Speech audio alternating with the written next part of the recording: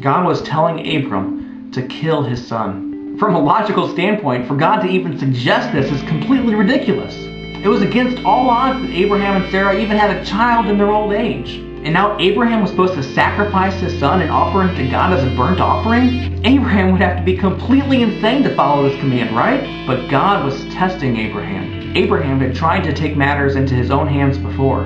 God had promised that Abraham would be the father of a great nation. So Abraham, thinking that he was running out of time, took matters into his own hands and went out and had a child not with his wife, but with his wife's servant. God's response was that this wasn't the child that would be the child of the promise, but that Sarah herself would have a child.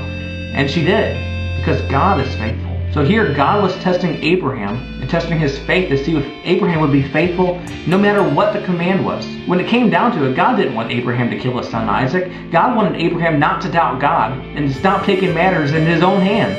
God gives us trials in life not to see us fail, but so that we can prove our faith. But we often try to weasel out of trials, don't we? We reinterpret Scripture so we can live how we please. We doubt God's promises. But God's commands aren't there to take away our joy.